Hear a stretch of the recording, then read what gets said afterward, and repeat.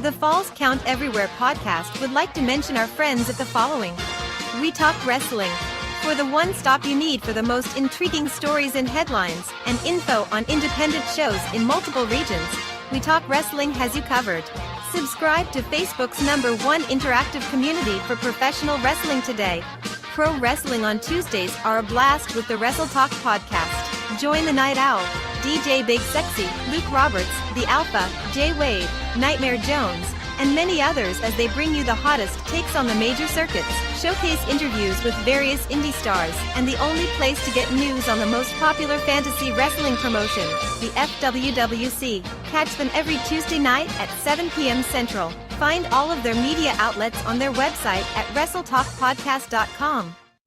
Before each and every show, we like to remind our audience that freedom is never free, and all of us should be grateful to those who lay it all on the line.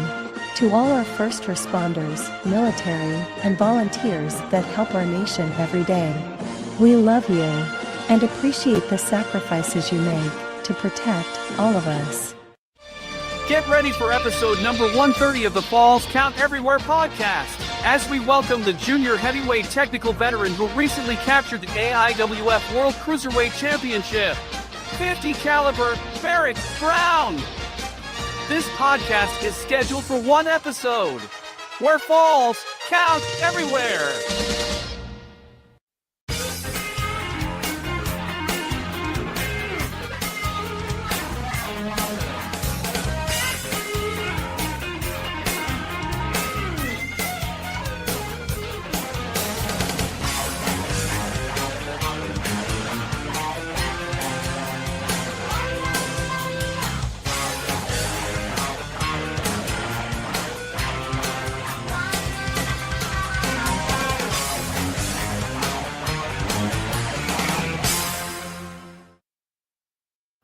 And for the first time in 2024, good evening, everybody. Where's the lights?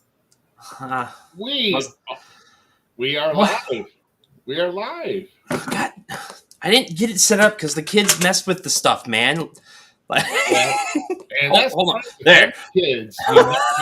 It's shit the same. There, GQ. I forgot to hit the lights, man, because of the kids. It's okay. We're still dragging feet going in to get the start of this new year, but we're all here. We are live, and we welcome everybody here to the Falls Count Everywhere podcast tonight. We kick off 2024 with episode number 130. And, of course, here in a little while, we're going to be having our featured guest, 50 caliber Barrett Brown, on here. A bang of a guest. Yes. And a lot of exciting stuff to talk with him about, his career, and then also what's recently happened here with him.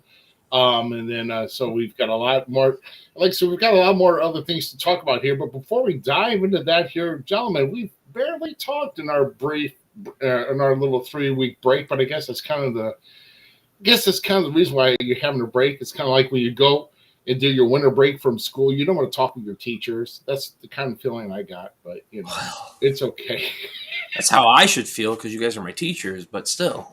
Oh, no. But not you, GQ. 23 weeks, how was your holiday? How was your New Year? Who'd you ask that for? I asked you, how was your holiday? Oh. Well, our holiday was good, actually. It was pretty... It was laid back. It was just the way it needed to be. We didn't make it to everybody in the families, but the kids got loaded. I got some new pops. Mom and I got some shelves for our pops in our toy collection. So, everybody was happy. It was a good time. And then New Year's doesn't happen until April, so. New Year's don't happen until April. Oh, I get you. I don't understand celebrating New Year's in the middle of winter. I get it. It's what society does, but I want to live on a more positive life. So when the plants start blooming, that's when you start making New Year's resolutions, in my opinion. I want to go into a good, breath of fresh air kind of thing. And if you were one of the select few that followed the Mayan calendar, they got lost after December 21st, 2012. So, it's time we change it. It doesn't flip anymore. GQ, same question to you, man. I think you took it easy for a little while, right? I mean, it was a decent one, but I loved how he helped segue into something. I mean, he was talking about getting new pops. We know I collect them and design some of them and everything. Don't forget, Tyler Cooley has a pop coming out by the time of this fan stuff. Oh wow! Oh God! Did you get a hold of it? Oh. Yes. Oh, well done, sir. You forgot his real slogan. Not so cool. Yeah, Tyler. I could put only just too much on it there, though. So, but hey, it has a microphone. It has a cell phone. I mean, that's him. Oh man! Well, you remember the slow build of their display that we're making? You got me. Yes. You look here. We got the Tyler Cooley one. He should be. Hey, you know, he should be out in the field. So I mean, I'm more disappointed that we ain't got a Ruby and a Zmiz one yet. Like, they're being worked on. That's right. More time. Crafted. Yeah, they got an extra wide one for me. So I mean, it's nice, man. But no. Guys, for those who are watching the show, make sure you share the show. Of course, we're on Facebook, YouTube, Twitch, and of course on X at FCE Podcast. And that's what we're going to say. And of course, we also have TikTok and Instagram pages. Make sure you're following us on there as well. And we're going to try to get more involved with social media, as I think that should be our resolution for 2024. Let's trend more. Let's get more active here with social media. What? These more pineapples. Nah. My Hawaiian shirts, bro. Yeah. Come on. He's going to have that. Trust me. Just be one big pineapple right here. You know. Yes. Yeah. So, but no. I mean, I'm glad. I mean, it's not as much stuff as I'd like to get done here. I'm still. I had a goal, but then of course things happen for the holidays with the wife, you know. Your cord. We're losing you vocally. What? Yeah, you went out somewhere, buddy. Oh, okay. Well, I'm right here. I didn't go out anywhere. So. Well, yeah. No. Now you gotta be questioning my mic. No. But no, I mean, it's just the wife got ill over about a week or so, and just right after that, and so I fell behind on my projects. I'm still trying to catch them up. I'm actually using some of it right now. Yeah, thanks. Yeah. I mean, that's Taylor, by the way. Yeah, I know. At Limetime STL, that's where I'm at. But for the podcast's sake, it's FCE Podcast, everybody. So let's kind of, before we dive in here, this has been an interesting week, to say. I mean, 2024. I mean, I guess while we're gone, we had AEW World's End with the worst flaming table spot that Adam Pickman put out there. I mean, he took too many steps. It's pretty sad when the fire goes out when you flip the table over onto the mat and the fire's gone. So it's like, bro. I mean, I just overall it was a solid pay-per-view. It really was. I mean, the only thing I didn't like about it was the MJF devil reveal. I don't know. I watched it after I knew about it, so like it might have just already had the luster pulled away. Well, apparently at some point when they were in the locker room together, the mask was hanging up in Adam Cole's locker room. It's GQ. They've been never mind. It's been happening for a while now. Like It's been laid out during different things. Like anybody should be surprised with it. Yeah, it was a good build to it, but I already knew. But I can't wait to see what happens. I still love it, so still there for it. And I guess MJF is probably still off on the roster page, and it's got a lot of people talking still. Is MJF? I mean, it would be gnarly as hell. if you start 2024 with MJF joining the Rumble. Oh my god! What happened? Dude, it would slap Rock's new record. What was the last major surprise for the Rumble? The debut of AJ Styles. Oh, 100%. 100% that would was. be a perfect place to do it. I'll agree with it's not happening. I'm just saying I think MJF stays with AEW. I think 2024, the voting bidding war of 2024 is going to be he stays with AEW. That's my personal I like him in AEW as much as I would. Dude, with how WWE is just stacked right now, I'd love to potentially, but it's just they're too deep. Yeah, I get it.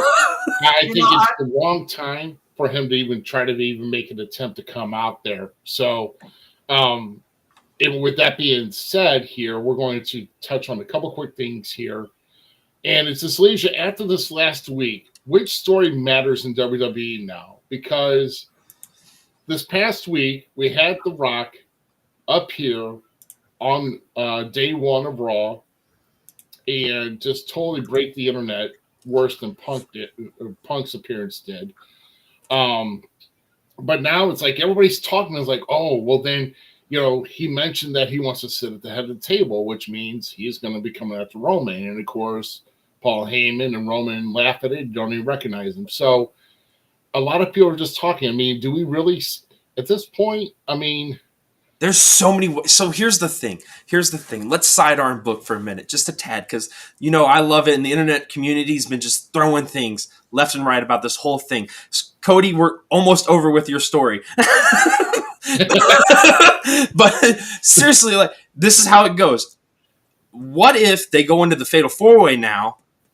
Okay, right. You don't need the Roman to get pinned to lose the title, right?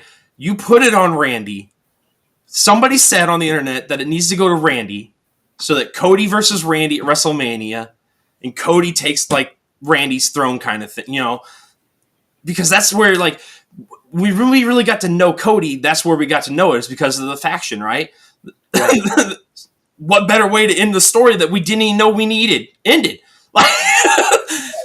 There could be a great story there. So if that could be a thing, I'm all for it, because Roman and The Rock do not need the title to finish their story and continue the story and the bloodline story and where do they go with the bloodline, all that kind of stuff. We don't need it, but to think about Cody versus Randy, I didn't know I wanted that match so bad. Now I'm hungry for that match because that's two of my favorite guys. So I'm let's go. Yeah, so hey, whatever. Let's just Punk versus Seth. Can we just please do that? Punk versus Seth. Yeah, we know that that's going to happen. We know that for certain. But but I want to get GQ's take on it after all of this here. If you've been watching it all here, GQ, where do you see this going here? Do you see Roman going into WrestleMania as champion at all, or do you see any other type of scenario played out? Well, remember one of the things I called, about 6 months ago? I said Roman's going to keep it to WrestleMania, and more than likely it'd be against The Rock. Remember, I had said that back then. So, I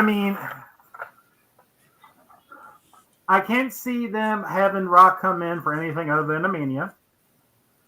And for it to be a main event, it would almost have to be a title match. I can't see Rock undercarding it. I cannot see, a main event that's not a title match. So. Right. So, really, the question becomes here. We know we are going to see Rock versus Roman. And the question is, does Roman retain in the Fatal 4-Way Royal Rumble, and then we see Rock versus Roman at Elimination Chamber in Australia? Or do we get some other build to where Roman loses the title somehow before Mania, and then we get Rock and Roman at Mania? That's pretty much where we're going right now. And I'm thinking about this here today, and me and Danny Ice have actually talked here this past week, which is a good friend of mine. This is at the old folks' home. Yes, yeah. Well, yeah, he was bored, so he said, "Come on up." So anyway, we were just talking as people are just kind of hitting on the internet that Roman has not defended his title as much as Hulk Hogan did when he earned that spot at number 3 with the longest tenure of the title reign. But people, you got to understand though, Roman is getting over no matter what because of the way he's being presented by Paul Heyman and with the bloodline. He's got a lot of that going for him. Also, do keep in mind that this man has also been battling leukemia for a number of years. And I know the last time he announced remission was 5 years ago. I don't know if he's battling any of that, and if he's got to get away with that. So if people are getting tired or they want to see a change, maybe something will change. But at this point, I can understand where WWE wants to go, whether you should keep him through Survivor Series or Royal Rumble next year to break Hogan's record, or does the record get broken before Mania? Does Roman just sit at number 4 with him losing the title before Mania? I think if he I think it needs to be ended at a Mania, no matter what. It needs to be ended at a Mania for it to be something major to either pass on somebody or how hard of a loss it was. I don't think we push it to next year, though. Because I think to a point it's kind of gotten stale. They're repeating more stuff again. Yeah. Yeah. So, I mean, as far as what I would like to, I would like to see Roman as big as Hogan was to me get into the business.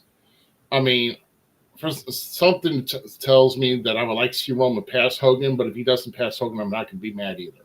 So, they've already said that they're not going to have somebody break Flair's record. 16. Right. So Cena's never getting the title again. I can see Hogan because he was still the guy that put WWE on the map back then. He was the guy that brought it, helped bring it mainstream. If it wasn't for him, the Rock and Wrestling thing, I don't think would have worked at all. I don't think Mania would have worked without him with T and Piper and Nordorf. I mean, right. Yeah, Hogan's undeniable for what his gifts are to contribute to the wrestling world. I personally just say leave it, and he loses here soon. That's me. I say, that's what I was saying. I say it's going to be done at Mania more likely. I can see it being Rock, but who's going to be the biggest a-hole around? It doesn't need to be. They don't need the title. Hold on. They really don't. Rock doesn't leave with the title, though. Somebody just said it in the chat right about Tyler's comment. What? I mean, that's one. Would that push Damian better? I really do like that. Damn it, GQ. Yeah, I mean, like I said, there's a lot to talk about. We could even kind of. Not that comment, though. I mean, yeah, we all watch NWA. It's this one. Yeah. So you have. Rock wins. Priest comes out and pins the Rock. Wow. Because Roman snaps. All of Judgment Day comes out. Wow. I mean, that would be an ultimate. R-Truth, but that's just. No. Talk about an ultimate swerve, and talk about something that's we're talking about The Rock and how he's been really, really trending. And, we talked about Punk, how he set the social media record with all the views, and it took him a month to get up to 115 million views. Well, guess what? Just only 5 days, Rock punks Punk yet again. And I'm referring back to the 2013 Royal Rumble where Rock beat Punk for the WWE title. Now, it only took 5 days for Rock to break the record again for social media with 171 million views in just 5 days. So, I mean, do we see Punk sit on the stage crisscross again with the mic in his hand? No, I'm just joking. I love it. Well, do we see Punk bring out real glass? Oh, right. But no, that's it's just the Rock is going to trend, and this is good for WWE, and it's also going to be good because for those who follow the football world, the XFL is officially done, but the XFL merged with USFL, creating the United Football League. So the Rock is still in working with football, giving these guys opportunities. And the good news for us here in the Midwest, the St. Louis Battlehawks are still alive and part of the UFL. So I'm happy. So I'm just kind of interested here with Harissa's who likes to trade talent, pretend they're not in partnership. I don't know. I agree with her statement, though. I don't know what to give with TK for real. I really don't. I know. And of course, like I said, we're getting the overrated stuff. But that could have been anything that we said here on that. So, yeah, but no, we're going to go ahead and kind of diverse off into that here. And we're in about a few minutes or so, we're going to be bringing on our featured guest, which of course is 50 caliber Barrett Brown. And of course, leading up to that here, we are going to be bringing you a short, just under 3 minutes here. We got a lot of shows that are getting started up here again. We're not slowing down. 2024 is kicking off with a lot of promotions around the area and, of course, a little bit beyond. So take a look at this. We'll be right back here, guys, and we'll be back with Barrett Brown. So stay tuned. Check out these great shows and appearances coming to a city near you. Saturday, January 13th, Southern Illinois Championship Wrestling comes back to the Belle Claire Fairgrounds in Belleville, Illinois. Doors open at 6 p.m. with a bell time of 7 p.m. Your main event is a steel cage grudge match as the Night Train Gary Jackson faces Attila Khan with special guest referee, St. Louis wrestling legend, Danny Boy. Reserve your seats for this great event by going to sicw.org or by calling 618-286-4848. Also, keep your ticket stub from this show to attend the SICW All-Star Wrestling Show tapings located at 823 State Street in East Carondelet, Illinois the following day on Sunday, January 14th. Tapings start at noon. World League Wrestling returns to the Harley Race Arena in Troy, Missouri as they present New Year's Wrestle-Illusion on Saturday, January 13th. Scheduled to appear on the card is Brandon Espinoza, Moses, Camaro Jackson, and many more. Doors open at 6 p.m. and bell time is at 7 p.m. For information on ticket pricing and availability, visit HarleyRace.com. Saturday, January 20th, New Genesis Wrestling returns to the Lou Civic Center as they present Next Level. Your main event features Chris Kane of the Executive Order defending the NWA Heavyweight Championship against the Freak, Pretty Boy Floyd, in a Freak Show Funhouse match. Doors open at 6 p.m. and bell time is at 7 p.m. Ticket prices are $10 for adults and $5 for kids. To get tickets in advance, visit ngw.ticketleap.com. Saturday, January 27th, American Championship Wrestling returns to the VFW Post 2184 in Melville, Missouri for their first show of the year. Your main event is a three-way dance for the ACW Heavyweight Championship as the Real Boss Xavier Frost defends the title against Marvelous Mark Morgan and the Night Train Gary Jackson. Doors open at 5 p.m. with a bell time of 6 p.m. Front row seats are $10. All other tickets are $6. Get your tickets at the door or get them in advance by going to acwtheshow.com. Saturday, January 27th, IWA Productions returns to the IWA Event Center located at 521 Perkins Street in Mount Vernon, Illinois as they present Turmoil and Uproar. One of your featured matches is a six-pack Cruiserweight Challenge where the winner will receive a guaranteed championship opportunity. Doors open at 6 p.m. with a bell time of 7 p.m. Door ticket prices are $12 for front row and $7 for general admission. Save $2 by purchasing them in advance at the ringside buffet. Don't miss it! Squared Circle Megastars presents the retirement celebration for the Wild Man Beast at the Eagles Club in Berwyn, Illinois on Saturday, February 17th. Don't miss the conclusion of a fantastic 36-year career as the Beast will wrestle his final match in the main event. Doors open at 6 p.m. with a bell time of 7 p.m. Tickets are $20 at the door. Kids 8 and under are free. Save $5 by purchasing advance tickets at eventbrite.com. Remember, fans, without you in the seats, there is no wrestling. Make sure you make plans to attend these shows, and we'll see you at ringside. All right, guys. And then I'll make a quick note on that. Just make sure that on February 11th, which will be episode number 135 of the Falls Count Everywhere podcast, we will actually have the Wild Man Beast as our special guest right before he wrestles his final match on February 17th. And also GQ, you're going to have part of that as well, ain't you? Well, I'll be there. I'll be in his corner. That's right. So a lot of times people go out in the back, but I'm going to make sure he goes out on top. Yep. But There you the go. guy that he's facing, oh good Lord, that is a major guy.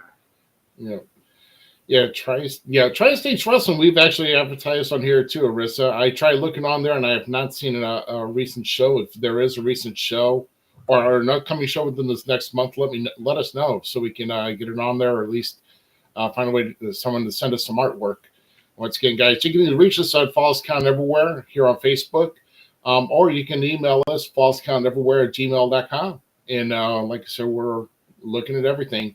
So we'll anything you want to send us here, or any type of request, or anything else that has to do with anything wrestling related that you kind of want us to kind of cover, let us know, and we'll try to get that in. I'm trying to figure out if I can have a co-pilot and part-time driver for that show on the 17th or 2. Just saying out there, whoever has license and contract. Right. So TJ is on here to just join here. So perfect. TJ from IAW, and of course IAW is going to be having up a show here that we'll be featuring next week as well. There's going to be a few more shows that we're switching in and out. Of course, a couple happening this coming weekend, and of course those will be filtered out and getting more coming in. So either way, there you go. And I don't even have mine. I think both of mine are dirty. I think I put them in a back pile of laundry that I need to get taken care of. But Every look, day. with is a stylish hoodie. Every day. Every day. Hey. Wait. Hold on. I got one question before we go to our guest. Yes. Did Guido come back? That's funny. I knew that was coming. Oh my goodness. He's like, I want to laugh, but I don't want to laugh. Yeah, well, we're gonna get some backlash either way. But guys, we are on to our point of the evening that we are bringing on our featured guest of the evening here. So our latest guest has been around the business between 14 and 15 years. Had the desire to get into the business when he was very young, and finally made his dreams come true at an age even before finishing high school. And so we're going to review throughout his career and also his recent accomplishments here with the AIWF. So ladies and gentlemen, put your hands together for 50 caliber Barrett Brown. All right. Hey Barrett, how you doing, man? Man, I'm doing good. Look, I was back there and I was just like listening to you guys. I feel like I'm intruding. I was having a good time listening. That was great. I know. You're like, God, we got to go and tell this guy to shut up. I mean, gosh. Oh, I was like, yeah, y'all keep going. I'm having a great time. Well, thank you. Don't tell us that, we will. It's all good. Oh yeah, man. It's all good. We can talk all day and night about the business. I mean, because as long as I've been in it since '96. So, a long time for me. But yeah. So, but no, we're just kind of taking a look at. We'll talk about what recently happened here, and then of course also where you're from. So you grew up in a town called 7 Points, Texas. Literally like a little bitty town named after a street light where like 7 points intersect. So they named this little bitty town 7 Points, Texas. A 7 point. Yeah, it's named after. Oh, the people up here wouldn't know what to do.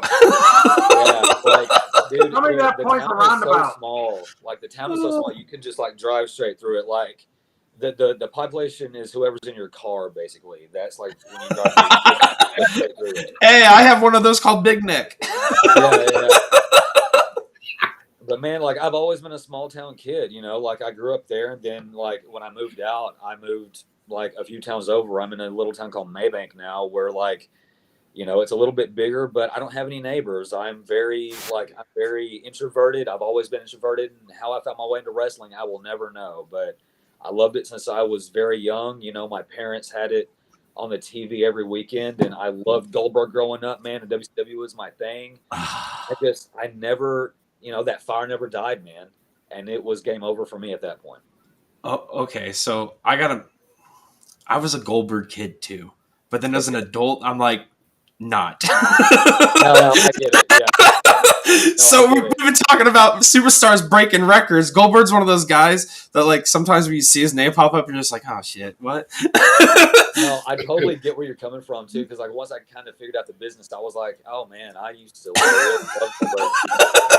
But I will tell you that, and I'm sure I'm gonna like intrude on like some other questions that are gonna come up. But like, dude, when I did my Hall of Fame spot, which I'm sure we'll get to that at some point, when I walked through the backstage area, Goldberg like just got in with his speech, and he walked by like after I went through the table, he was like, "Hey kid, cool bump," and I was like, "Man, my like 8-year-old me just had a heart attack." Bro, I love it.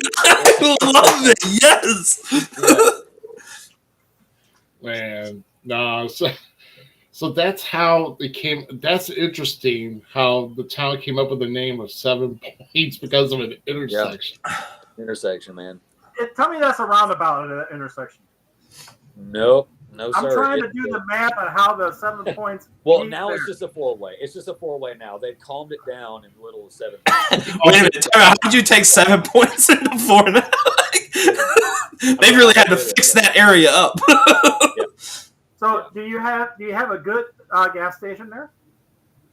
Yep. There's like a little like hometown gas station that has no name. You know, I mean, it's the classic small town. Yes, the mom and pop spot. Like, oh, they're everywhere.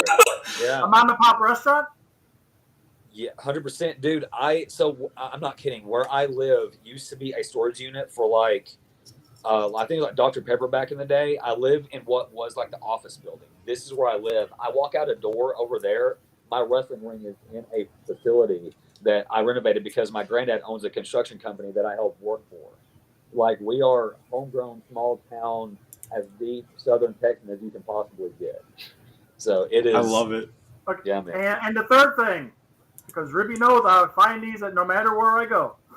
A Dollar Do you General. have an establishment? That's you, dude. Hold on. But I still find it with you, though. Okay? We're just going to stop you right now. No. I'm going to, it'll be clean. Do you have an You're good. establishment of where people of the female gender dance and remove articles of clothing at a time?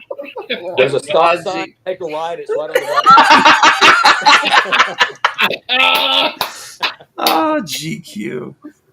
Oh, I love that because it's just like when I was asking that guy across the way at that one show in I forgot the group. Indiana. Yeah. And literally the rookies were like, dude, you're going to get us arrested. I'm like, hey, where are the strip clubs at? He gave directions. One of the directions was actually go to the stop sign, make a right. And it's like, hey, we're done. That's You're funny. crazy. Yeah. And now we just class somebody to fill the pole, you know. It's one of the stop sign poles that was at the intersection. Dude, that's funny. Yeah. Oh my gosh. So I guess really my question is here. So you obviously you develop kind of tell us when you kind of decided that you're going to be doing this whenever you got older, and also when you're watching, because there's many different there's many territories in Texas that you're watching. So I don't know if 7 Points is even close to like Dallas, Fort Worth, San Antonio, Houston. I mean, I don't know where it's at. So I mean, because there was a few different Texas promotions down there. Yeah. So where I'm at, I'm like an hour south of Dallas. And Okay. So I really dedicated myself to become a wrestler. I would attend a small show that was right down the road from my parents' house where I lived. And it was just like a small metal building, dude. But to me, it was like Monday Night Raw every other weekend. It was like that, and then Garland, which is like it's around the Dallas area as well. They just had these small shows that I fell in love with, and I found out the guy that actually trained some of the wrestlers at this local event happened to graduate with my mom. And so when I found that out, my mom surprised me as like a Christmas present that she had paid for training because he had a ring at his place.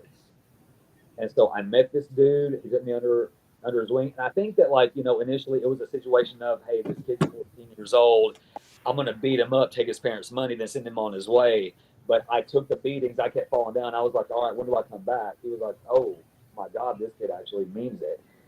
And so eventually I kind of just like went on the road with him. His name was Cody Cunningham. He doesn't wrestle anymore, but I went to small shows with him, kind of just met some people. And then eventually I made my way out to Waxahachie to Killer Tim Brooks' school.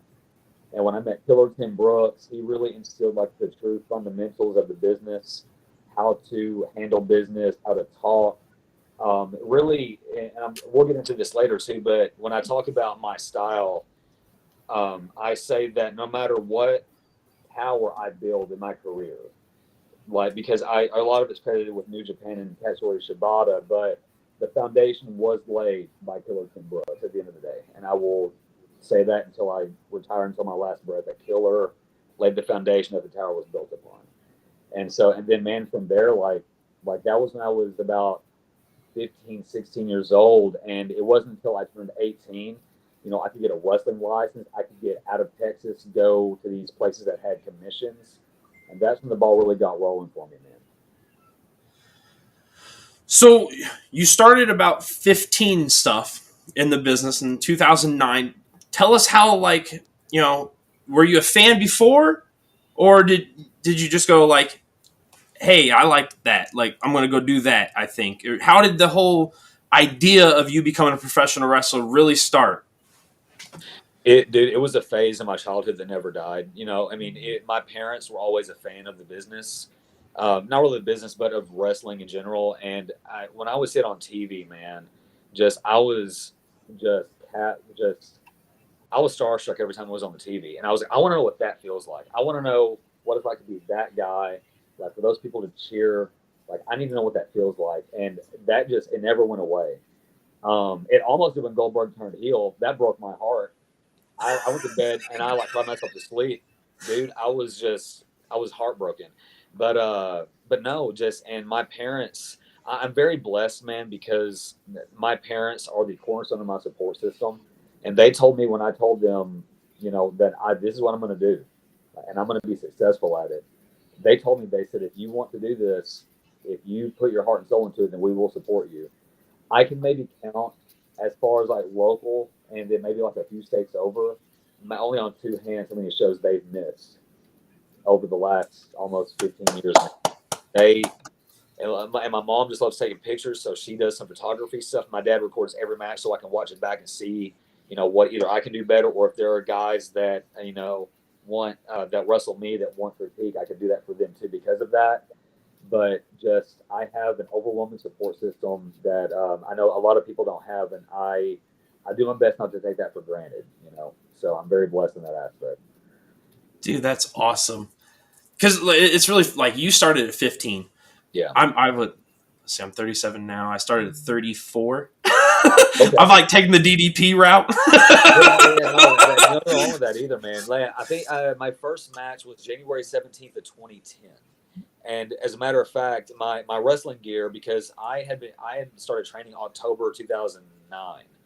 So it was because someone didn't show up to a show that I was just going to go help out at. Bring your gear. My gear, which I didn't have any gear yet. And so my gear or just wing it. Yeah, I borrowed like my trainer's knee pads, and I had like blue jeans, and I had like one of those old like Skater Element shirts just that went out of style like years ago.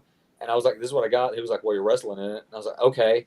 And I just went out there in front of like, dude, in this little building, there were maybe like 5 fans, but to me, it was wrestling. Like, it was a dream come true. I was like, I'm a pro wrestler now. Like, this is so cool. But yeah, man, that was my humble beginnings. Like, you know, my first match was in Garland, Texas, in a little bazaar, just downtown Garland. And we were like tucked away in a building in like the back corner of, in a room in the back corner of the building where like, you know, they could fit maybe capacity 20 people in there. And it was like so hot and just a sweat box, but I loved it so much, man. But to think about going from there to like, you know, what I would do later is just, it's mind blowing, man. I'm just a commentator, man. I got to run my mouth. That's it. That's my favorite part. Like that's what made me hooked to wrestling. So I don't have to worry about getting beat up yet. Maybe. Yeah. I've been working on it. The day will come, my friend. Don't you worry about it. I mean, the last time he got involved, he messed up the heels because he got the baby to show up and everything by mistake, and, Yeah. and all hell broke loose. So, yeah, he's not really that good. But Yeah. so you had advanced training from Texas legends like Johnny Mantel and somebody that I actually had the pleasure to meet a year before his untimely passing, Killer Tim Brooks. What points of their training stuck with you to get you ready to have your first match? So I think that the main things that from Killer that really, has stuck with me throughout the years was mostly he told me, if you think you're going too slow, slow down even more. And I never forgot that, because when I look at all of my old stuff, I realized how much I was rushing, just my adrenaline. I was so excited and everything was in fast motion. And when he said, hey, you need to slow it down, but if you think you're going too slow, slow down even more. And, it was all about like just little intricate things like slow down, make sure your feet don't cross, because no matter what your gimmick is, you're a pro. And when does a pro fighter ever cross his feet? Make sure you're walking where your chest is. Like, dude, it was these little intricate details that just light bulbs would go off in my head. And that's kind of now what I try to do is have like some other guys that I help, give them those light bulb moments, because that's stuff that I remember. It's like the little things you don't think about, that are the most important. Well, you said about the slowing down part. How many times have you been out there and you've only done 2 minutes? You thought, hey, I already did my 7-8 minutes already, didn't I? Because it's just you're going back and forth so much that it's hard. And I can see the slowing down, because if you take what you thought you did in that time and spread it out, then you actually fill up the time and not kill yourself in the process, Yeah, and man, the funny thing is, like, every time that I wrestle somebody new, they're like, I've got to get my cardio up because I'm wrestling Barrett. And I'm like, no, you don't. I don't, dude, you don't understand. I'm taking my time. Like, I work with gauges, man, and usually that gauge is set on like a 2 or a 3. But when I'm going to go, like, it's to an 11, but I think that back down to a 3, my man. Like, don't worry about getting your cardio up, because we're going to take our time until it means something. Like, that's what I tell, like, I don't know if there's any gamers in the chat or whatever, but I talk about how there's like a health bar and a momentum bar, and like you sell the health bar, but the momentum comes up, and then, when it's flash, you run the hot comeback like in 2K, and then you sell the health. Like, I have all these analogies that I try to help my guys out with, but I try to apply those in what I do as well. And so far it seemed to work, and people seem to notice. And again, like, I attribute the base of that all to what Killer told me years ago. So, but the other thing though too is you're showing them is like, you may look like you're doing major stuff, but right. You're doing it the right way. You're telling the story at the same time, but taking your time and throwing it out there to where the pace looks like it's high speed, but it's not. Definitely. Yeah. And the main thing with me that I figured out over the years is, people can only remember so many things at one time, and if you do too many things, they're going to forget what you did. And so why did you do it to begin with? And at the same time, they don't, they can go to an MMA fight down the road, or like watch like a street fight if they want to see blood and just a fight, but they come to us to feel something. And if I work with moments and I call a moment and I can feel it, they should feel it too. Like, that's my job. I want to tell a story and make people feel something. So that's kind of that's my mindset as far as how I structure matches.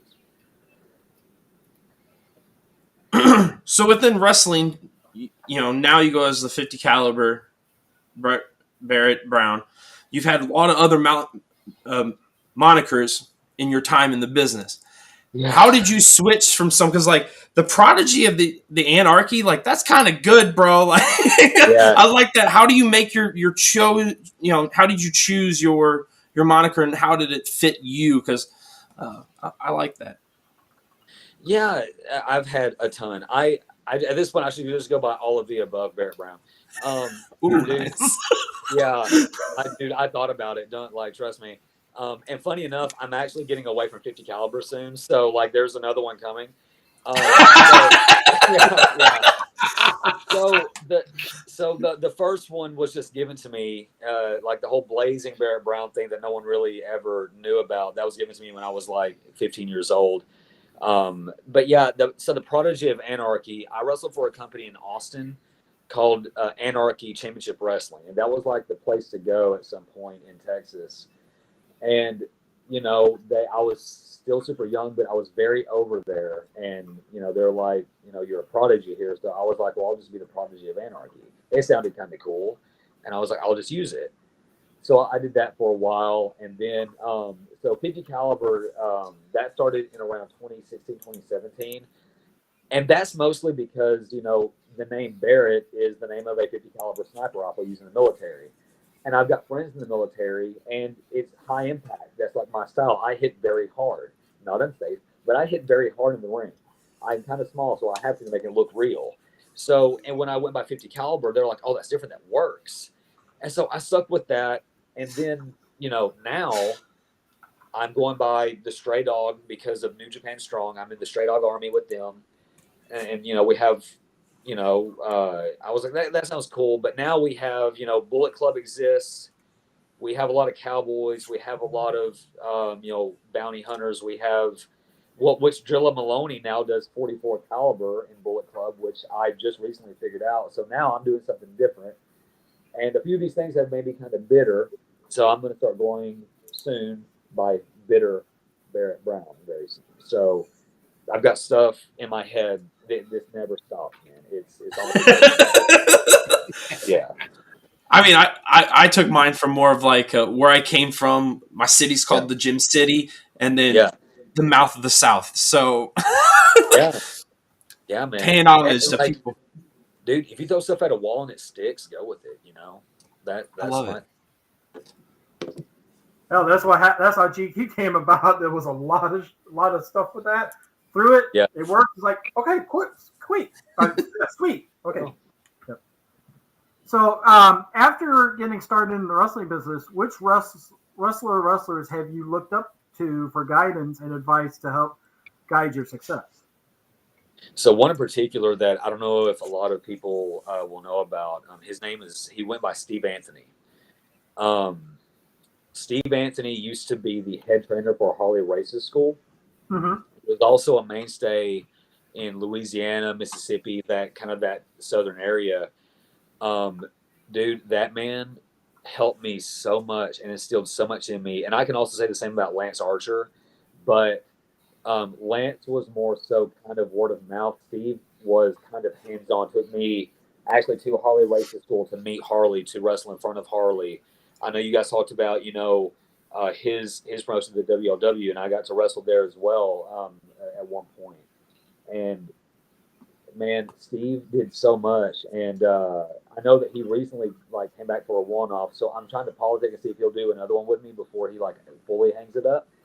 But he's another guy that I think legitimately should have made it to the big stage because he knows so much.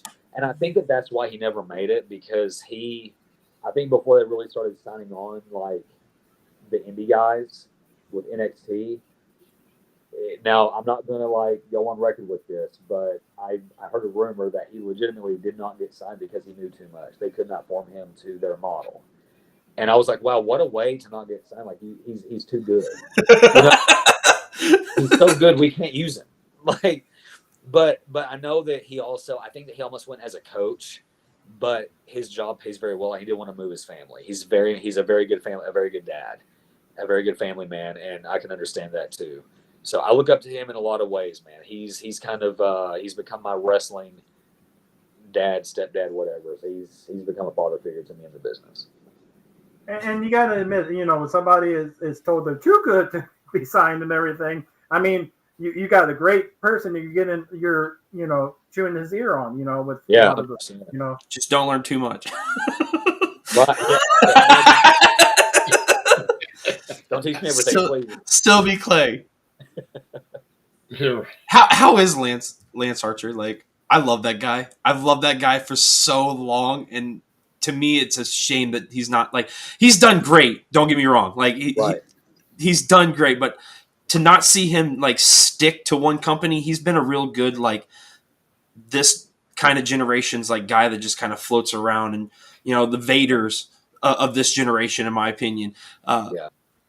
How is he? Is he fun? Please tell me he is. Dude, Dude, you have no idea how fun Lance is. he is such a gigantic child. It isn't even funny. I love that man to death. Funny story, and he's going to hate me for saying this. Hopefully he does never hear it because he'll chokeslam me. Before he went for his first pay-per-view with AEW, he showed up to my place, and there's a video on my old phone of him doing Springboard Whisper in the Winds in my ring. And I was like, this is going to be doing this. Like, this is the scariest thing I've ever seen in my entire life. This should not be happening. He is such a good dude. And ironically, the day that I wrestled him on Dynamite, what was like a couple of months ago, I got to AEW as an extra, and I spent like 5 hours in the back just waiting to see if I was going to do anything. And it was at the point where I was like, okay, I've heard nothing. And I'm one of those guys that I don't eat before I wrestle. I'll get sick because I still get nervous to this day. I was like, okay, obviously I've got nothing. I'm gonna go eat. I ate. Like I had 2 full plates of food. I took advantage of it. I threw away my second plate, and Lance texted me. He's like, hey, we got a match on Dynamite. I was like, of course we do, Lance. You would tell me that now. Now that I'm bloated, now that I'm gonna look terrible on TV. Thank you. So, but no, he's a great dude. He is a very physically imposing man, but if you get to like really know Lance, he is such a fun dude to be around, man. I stand up and I will say it no matter what. I truly believe he's the Vader of our generation. Like dude's a fucking monster, and I love him, and I'm so happy he's still doing it. So. In my opinion, and this is like bias or no bias, there's no reason he should not have been a world champion by now. Oh, 100%. Agree, bro. Agree. High five. Yeah, dude. 100%. Yeah. Now, forgive me if I'm out of the loop, but is he still involved with Impact or getting ready to turn TNA or? Oh, he's AEW. Yeah, he's AEW. He still does stuff for New Japan too, occasionally, correct? Yeah. Yeah, I mean, he is in that wonderful game that they made. I'm just saying, the AEW. Stop it. Good Lord. We're not fans of the AEW game.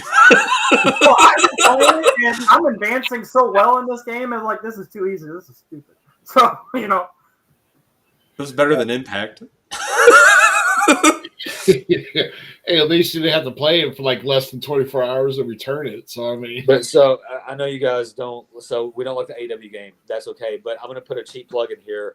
Go ahead. Day, February 14th, I'm going to be at AEW backstage around Austin, Texas. So in case I'm there, if you're in attendance, you may or may not see me. So I will be there though. So I love that. I still love AEW. They just under-delivered on a video game. Yeah, I mean they did. True. I was just watching Collision before I came down here. Yeah, it just kind of puts when we're talking about the AEW video game. It's always the little meme that we've displayed here, which says AEW wait forever, and everybody's all waiting. I see one of the comments. Oh yeah, talking about Arisa talked about the bald baby Barrett. Yeah, so when I started, I looked like a 12-year-old Stewie Griffin child when I started. Yeah, 100%. They would call me Stewie backstage. I'm not kidding. Like a football head. The hair was the best decision I ever made in this business, man. Wow. Yeah. Oh shoot, man. Well, and I was actually, like I said, I was mentioning memes, but we've actually come to our point of the evening where we're actually some memes with you. So here we go. For the first time in 2024, we're going to hit it right now. I said right now. Maybe not. Oh, I guess volume works. There you go. Yeah. Where's the song, Ruby? No, it's okay. I'm definitely a meme guy, so I'm excited about this.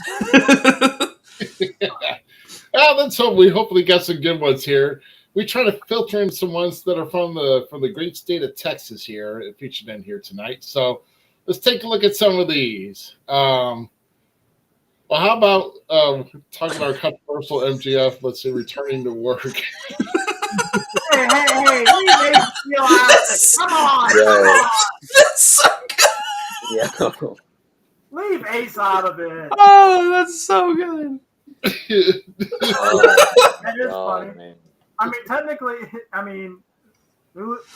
would put the older guy as Ace, but anyway, that's. This is one that I would save on my phone, though, no doubt.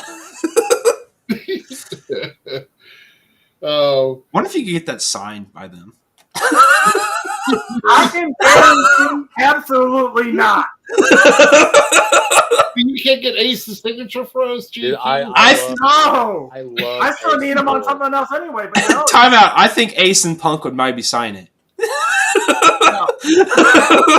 Punk to sign a lot anyway. No. Well, true. That's gold. That's good, Ruby. Wow. That was a good one. Yeah. Started off hot with the fire and everything. So, And the pizza. let's see. For our next one here with Shawn Michaels accepting my reward for Book of the Year after playing general manager mode in WWE 2K. Oh, my God. Hey, Wouldn't that be our truth? I don't want to hear it. It should be our truth. The legend. That's good.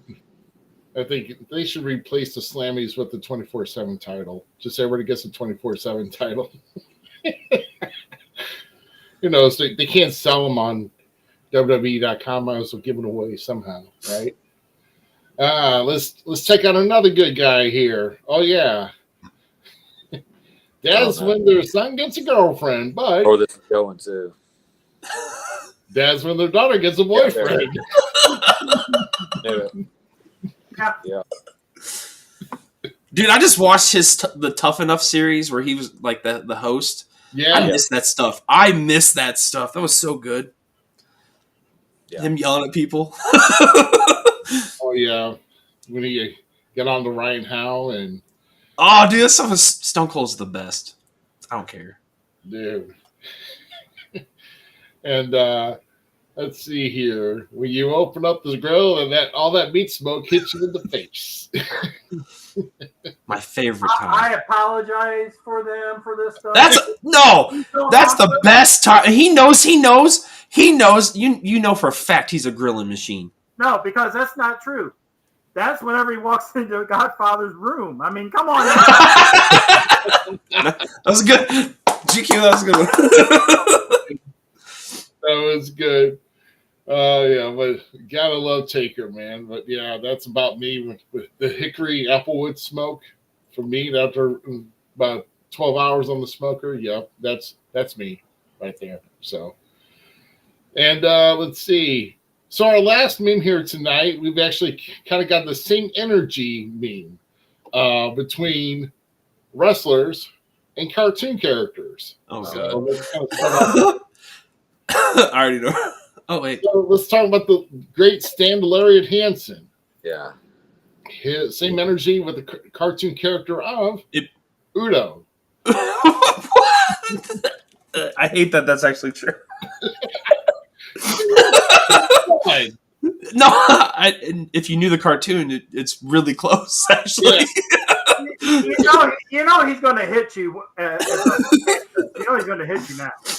Hey, you can stop bitching about Attila Khan chopping you while you're in a sling. He bit him actually. Oh, he did. Oh, okay. Well, then never mind. Moving on. And then how about you're gonna love this, Z. Jeff Hardy. Oh hell. God dang it! I can't. Same energy as the Mad Hatter. That's spot on. Spot on. And then we got one more. How about Aubrey Edwards? Yes. Aubrey Edwards, same energy as Butthead. So look down here. Look down here. Look at that. It's just like.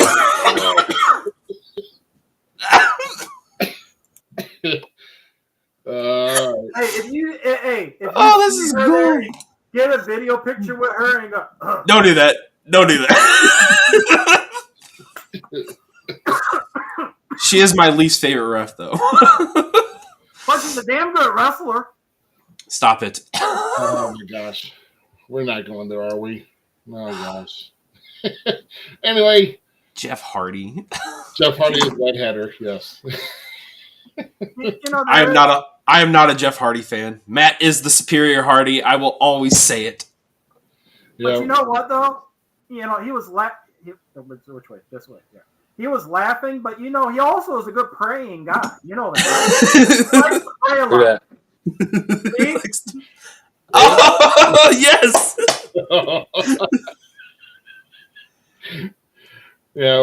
I think we're gonna let GQ get to that here in momentarily here. But no, but that's memes we have for tonight, and I happen to have been guilty of this a lot in the 90s. I think kind of explains a lot how I got so goofy going up in the business, but anyway. That dolphin chair shot might have been it though too. Chair shot, I mean, they can affect anything. But yeah, I've had them. So, man, so taking a look here of all the opportunities you've had, with getting an opportunity to work with Darby Allin, Zack Sabre Jr., like I said, with several seminars. But if there is one notable match that just sticks out in your mind as it feels like, man, that's just kind of the candle on the cake, nothing could top that. Is there any particular match or something that just sticks out in your mind as probably the best that you've had so far to date? Man, I've done a lot. I've been blessed to have done a lot of things. And if I had to single out, I'll have to say two. So when I was young and I was wrestling for traditional championship wrestling based out of Fort Smith, Arkansas, they had a TV production. That was my first real experience with like national television. They put me with Cowboy Bob Orton, and that was just like a dream. We didn't talk about a thing. Literally, when I talked to him backstage, I was like, "Sir, out of respect, what would you like to do?" He said, "Hey, let's just not get hurt, kid." I was like, "Yes, sir." And we went out there. We just wrestled. And, dude, he got a wrist lock on me. That crowd started chanting, "This is awesome." I was like, well, this is where it's at. This is money. So wrestling Bob Orton was incredible, and he put me over. I couldn't believe it. But I would say my favorite match today that I think was just a dream was Minoru Suzuki. Dude, that match was so awesome. Thank you, man. Yeah. Man, so I think what was so cool and special about that to me was obviously like me craving learning the Japanese style, wanting to go to Japan to make a statement to the Japanese fans and just wanting to learn how to wrestle that style.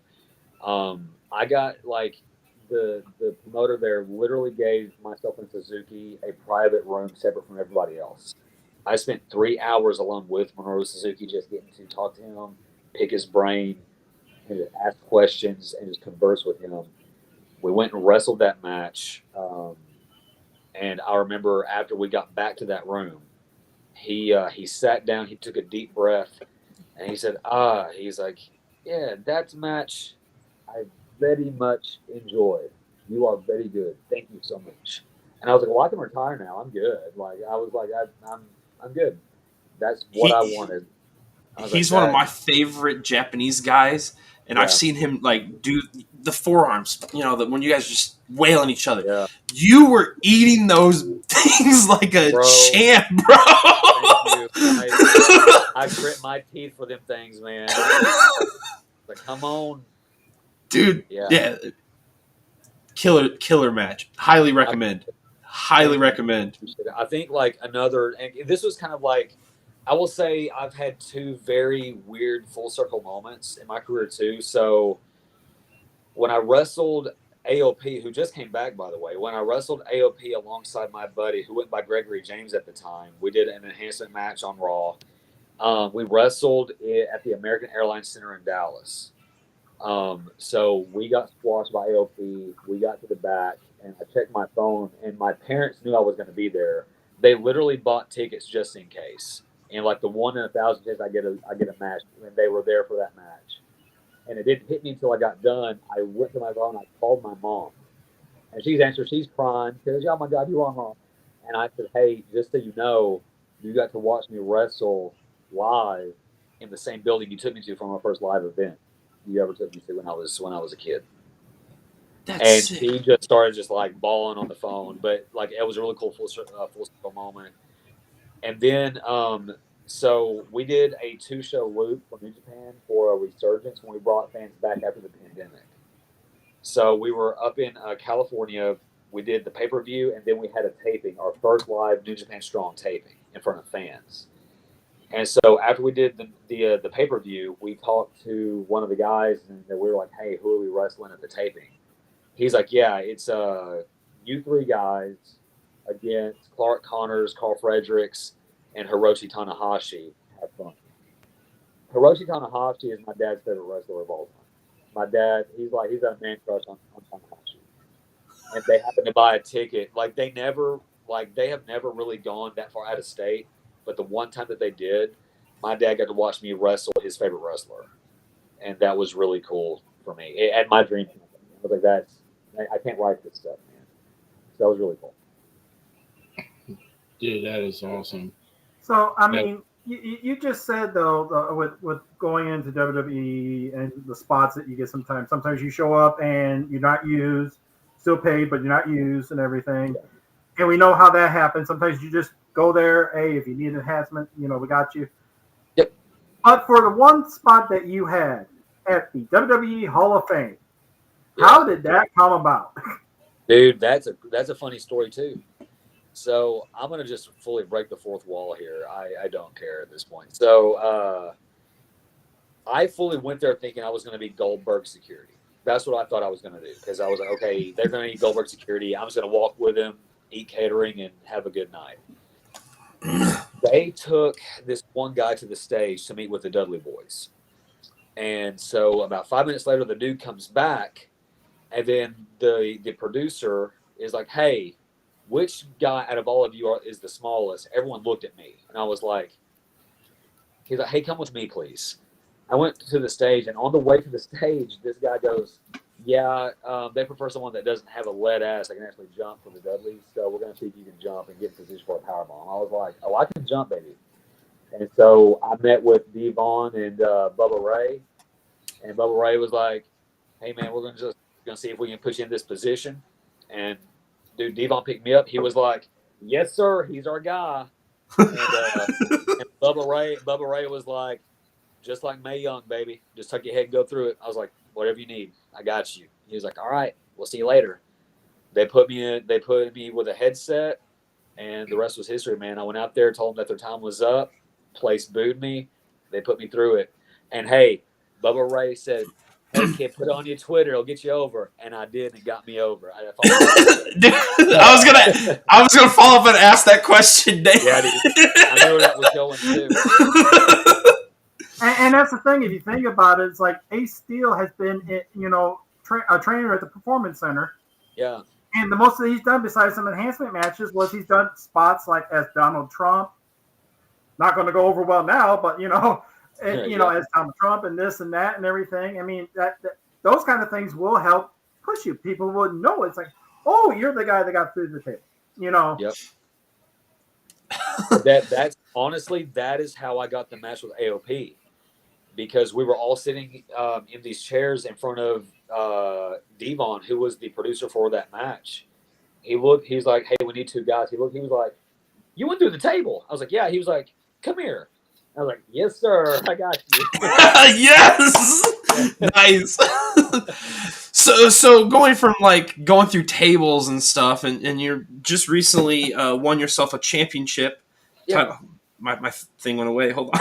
The AIWF, yeah. Yeah, okay. I'm too many letters around. Too many letters. I did. So the AIWF title, but that's not the only title you've won in your career. One of those titles being the NWA Junior Heavyweight title.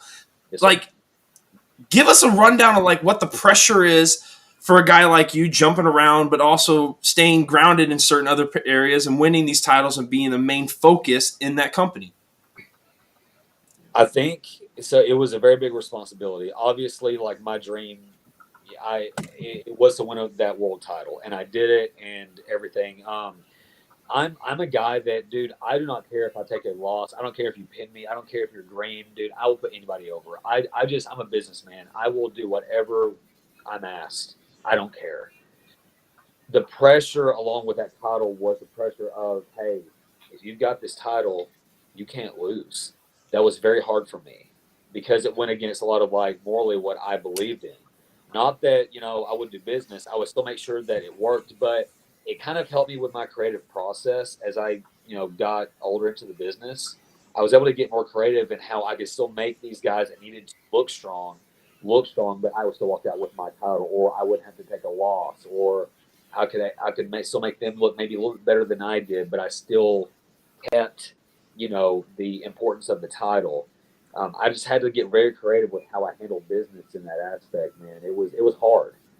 And there's a whole story about that title too. I don't know if you guys followed. We just recently told a big story with Kerry Morton, and before he lost the title, we told a story at VIP Wrestling in Arlington, and I did such a big build up to that match that like a lot of people took notice of that. Even the NWA, they messaged me. They wanted me on their podcast for it, and the weird thing was I didn't think that would happen because I think that I was unintentionally kind of put in a group that was almost like not officially blacklisted from the NWA, but it was because at the time I was the world champion whenever the transition switched to Billy Corgan, and I think that they wanted to wash their hands of all the affiliates at the time, and because I was kind of by default in that group before the new regime came in, I think that I was unintentionally seen as kind of like a stain on the company.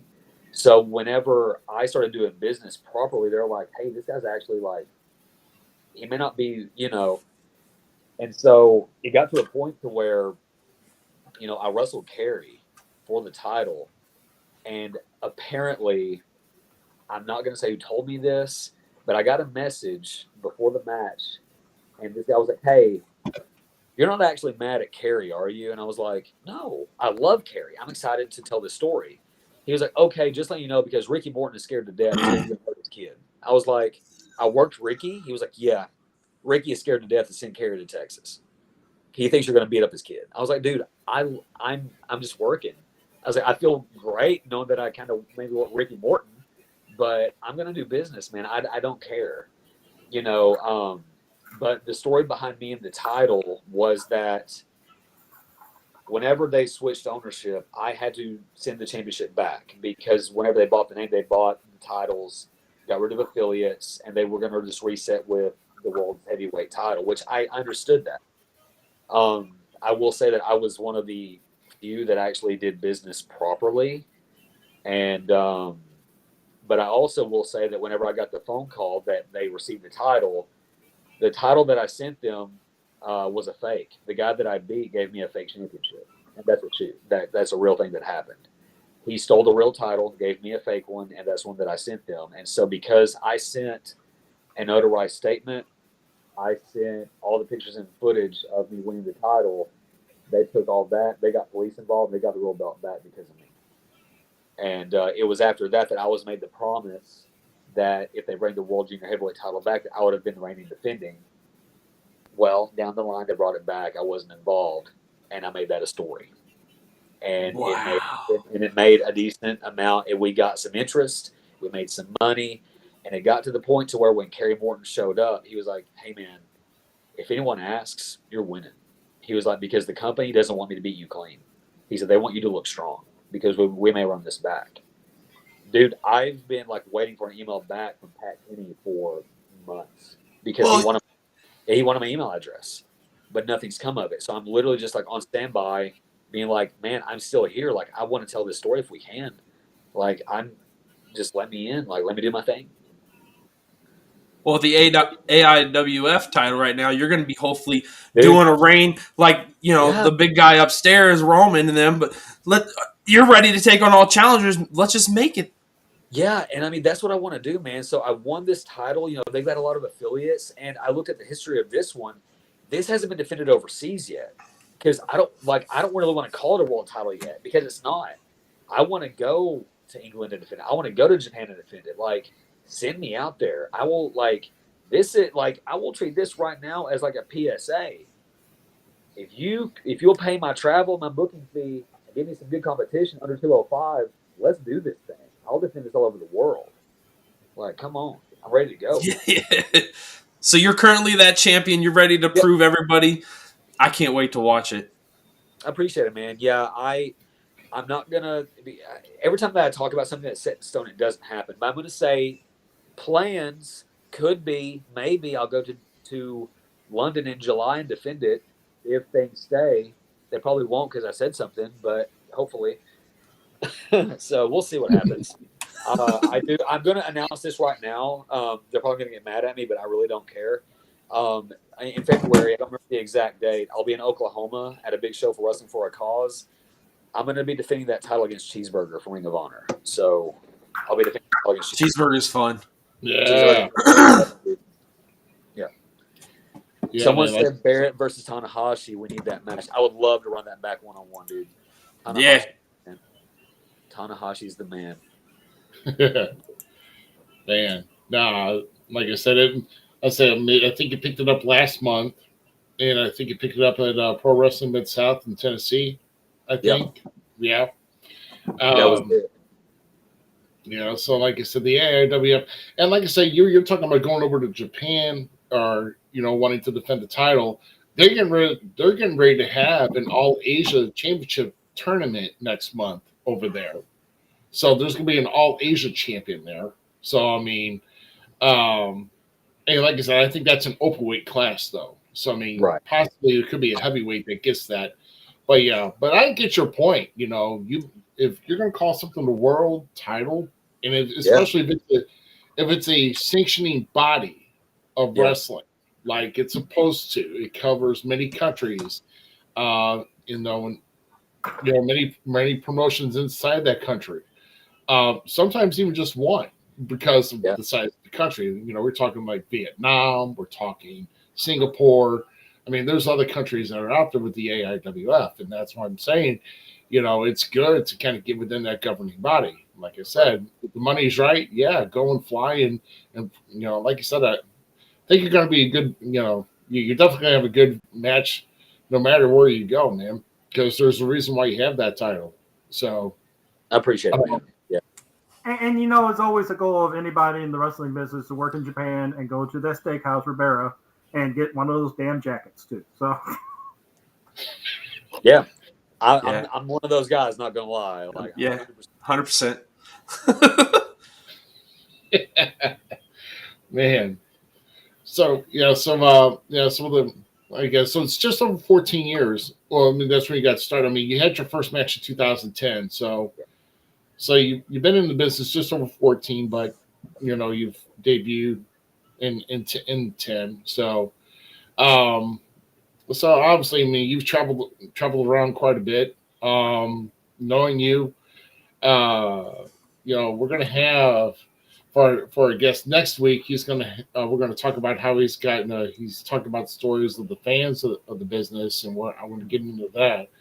But I'm a big guy of stories.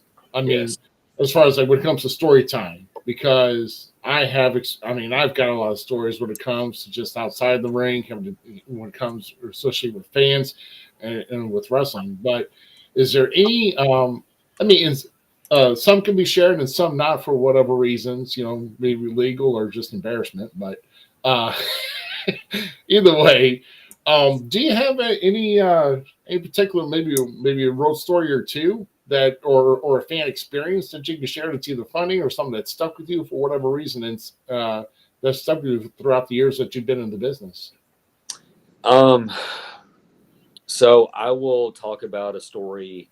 It segues into a fan. So it's kind of like a serious one. So I'm going to be kind of serious for a second. So, and I'm not going to name who it was that messaged me just for obvious reasons. We'll figure that out later. I had a buddy that I is a wrestler, and I never really talked to him outside of anything to do with wrestling, but he sent me a voice message on Facebook, and I listened to it, and basically it said, "Hey man, I just wanted to reach out to you." He said, "First of all, thank you for the match we had last month. It was a lot of fun. he said, I just want to let you know that my dad was a very big fan of yours, and he passed away yesterday. He said, I haven't said anything publicly yet. He said, but I want to let you know that I spent all day with him a couple of days ago and yesterday, and he wanted to watch one of my matches, and he was a big fan of yours. And the last match we watched together was you and I. And he said, I just wanted to thank you for giving me one more really fun year with my dad before he passed away. And dude, I dropped that phone and I started bawling. I was like, Oh no! Yeah, I was gonna say I'm not crying. You are. I was like, you're what? Like, what do I say to that? You're welcome. Like, I didn't know what to say. Luckily, it was like late enough where I should have been asleep, but so I had to like wait until the morning to figure out what I was going to say to him. But I was like, dude, I was like, that's why we do this, man. Like, that is 100% why we do this. I wish I had a funny one, but to me, anytime anyone asks about a story that stuck with me, that's when I always remember. I don't know, man. Not to bring the mood down or anything, guys. No, that's actually a really good one, man. You should be honored on that.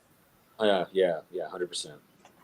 100%. Yeah, heck yeah. I mean, like I said, that's like I said, something that's memorable, and for them to come to you with that, and then and how a way that you can make their world a little bit of ease for the moment after just had suffering such a tragedy. Okay, you know what? I do have a funny one. Actually, I'm going to bring the mood back up. So we didn't talk about this either. So to spoil it for everybody, I used to be Americos back in the day, like in 2014, 2016. I know everyone's shocked and awed about that. So there was a show that we put on somewhere like around Fort Worth. It was an X-rated event, and so I wrestled as this Americos character, just a star-spangled superhero. Dude, I got in the ring, and this X-rated crowd. Can we cuss on this show, by the way? Are we good? We had Bill Alfonso beat the record for it, so I think you're good. Yeah, it's later. This crowd, I kid you not, started chanting, Americos, fuck yeah. I laughed. So, like, I'm glad I had a mask on because I had to laugh. Dude, that was so good. Oh my god, that's so funny. That's good. I saw someone say, "Can we get Barrett versus Jack Vaughn?" I would love to wrestle him. I would love to be part of that, like that thigh slap club, whatever he's doing, man. All that. Yeah, come on. TJ did ask that. I was gonna say something for that. He's one of my favorites too right now. Going, I love Jack Vaughn. Yeah, Jack's great. Yeah, those are my two. A funny one and a serious one. There we go. There you go. Wow, that's I mean, we can't get serious, for a moment, Yeah, for a moment. Taking the Lance words. I was gonna say, like, you guys keep saying that. I just want to be like Lance Storm. I can't unthink of. Can I be serious for a moment? Yeah. Man. Well, I'll tell you.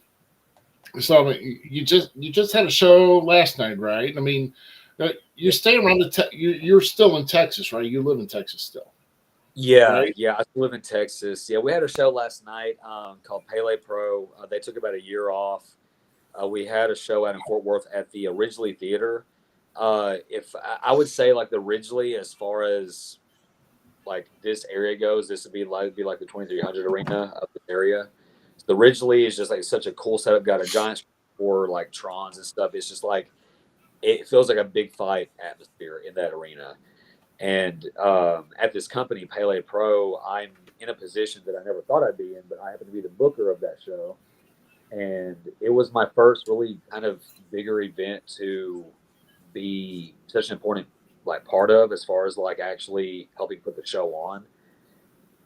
I cannot tell you the amount of stress I was under yesterday, but also the amount of relief I felt last night. And it was just, we had a great event. It was awesome. Everyone was really good to work with, and I don't know, I was expecting things to fall apart. It was going so well, and it didn't. And we had a great show. And yeah, man, it mostly, like, I do a lot of Indies in Texas right now, but I'm trying to branch out to like the West Coast, the Northeast, up there. I do a lot of stuff in Louisiana, Mississippi, Arkansas, Oklahoma, California every now and then. Depends on if New Japan brings me in. But yeah, man, that's where I'm at right now. So Sick. But that's the beautiful thing about you having this title now, because if you've got a promotion, there's a promotion that's with the AIWF. Like you said, if the booking's right, you'll go out there, you'll defend that title, and 100%. show up, show out, get that envelope, and then head out. So 100%. Yeah, my whole thing is like the travel, the pay, and then that good competition, man. Those are the only three things I need. Bring me out there and let me have it. I have one for the Midwest. Dude, hit me up. Barrett Brown versus Benjamin Trust. Let's go. I would love to, man. I think I've heard that name before, actually. He's one to watch, buddy. Cool. I'll look him up. Good deal. Yeah. Zmiz approved. Officially a Barrett Brown fan. Let's go. Welcome aboard. Appreciate it, Tyler. There you go. He says that to everybody. Dang it. He said that to the checker 2 weeks ago when he had. We'll be nice to Tyler. We won't make him feel any smaller than he already is. I just want to know why he has such long mutton chops. That's on the other head that I had here. So. Oh my! Oh no! We give Tyler hell. He's got his own show on Friday night. It's usually aired on Friday nights, but he went live here tonight. Gotcha. But but we give him hell. But he's 19 and he's a young rookie, so he's going to get it anyway. Yeah, so. He's fresh. Man. Well, I mean, he's new. He ain't that fresh, though. So. Oh my gosh, he's a good guy. Yeah, but as far as you're I'm sure you're pretty gonna be watching. I don't know if you're working every weekend, every other weekend, but what are some of your upcoming shows? Because you're talking about getting out to the coastlines. So where you got coming up?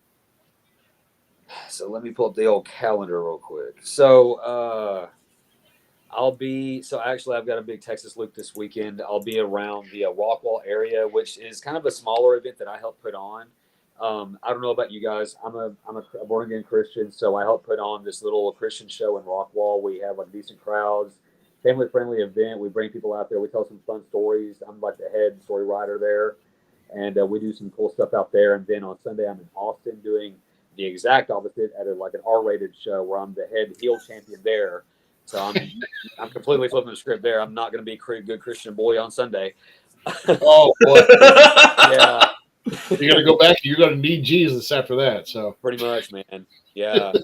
And then the rest of the month, I'm going to be in a couple of Texas shows. I've got a show out in Mississippi to end the month. Shout out Bayou Independent Wrestling. Josh Newell is one of the best promoters I've ever worked for. He runs in Louisiana, Arkansas, Mississippi, and he takes care of his guys. So shout out to Josh Newell.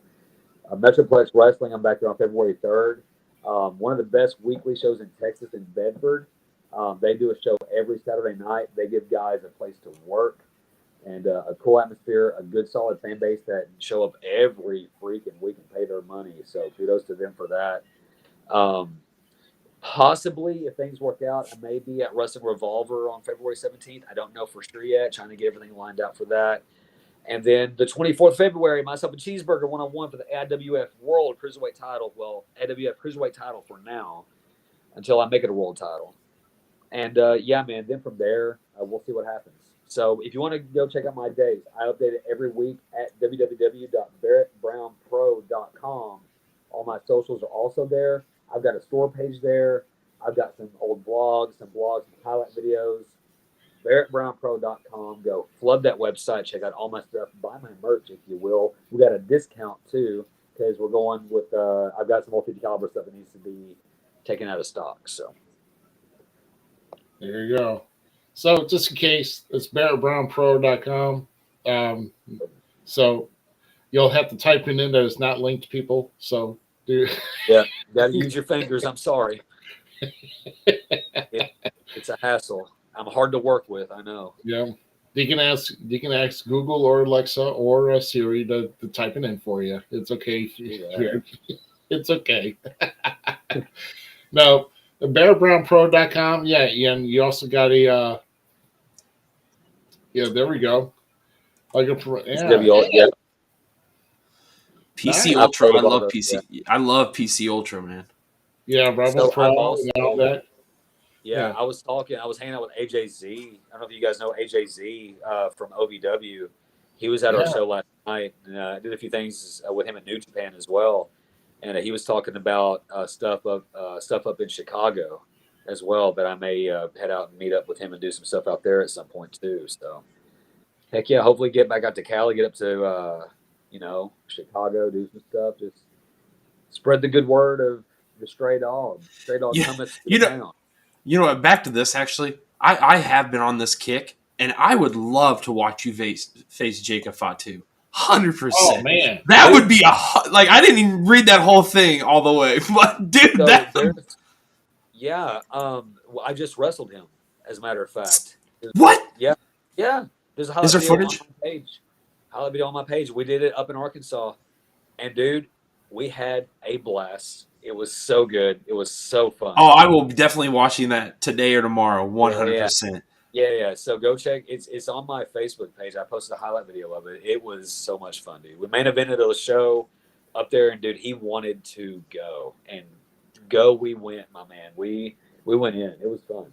I want to see him on one of the big shows so bad. Like he just wrestled. Oh, he's so good. He just wrestled my doppelganger Matt Riddle, bro. I know, bro. Like, yes. That's good. The fan in me, the guy that just absorbs wrestling and watches way too much wrestling, everybody's like, hey, did you watch this show this week? I'm like, dude, if it doesn't have professional wrestling and half-naked men and women, I'm not watching it. Like, I don't watch it. I want to watch wrestling. That's it, damn it. Yeah. So, yeah, I will definitely be looking at that matchup, and I can't wait to watch Riddle versus Jacob Fatu. I love Jacob Fatu. That dude's such a badass. He is, man. No. Yeah, man. So I think it's cool going back here earlier. Talk about something that's memorable for you and all that, and getting back to what you mentioned something about traditional championship wrestling and all that. I think JQ, wasn't that Tom Simon's one? It wasn't one that Tom was running. I'm trying to think of who it was that was running. I thought he was the ring announcer for that. Yeah, he was, but he wasn't running. It was Matt Riviera. Yep, that's it. Yeah, Matt Riviera ran it, but he was ring announcing for that. Yeah. And then having to wrestle Bob Orton and all that. Bob Orton was my first ever singles match on a TV taping that it creamed me. So you're lucky. Really? Wow. Cool. Yeah, Bob will be around. In fact, Bob will be inducted into the St. Louis Wrestling Hall of Fame in May at the SICW FanFest 2. And of course, he's got his Ace Wrestling Academy up here in the St. Louis area. So he still gets around. He still teaches the craft, and he keeps those young minds geared to what really professional wrestling is all about.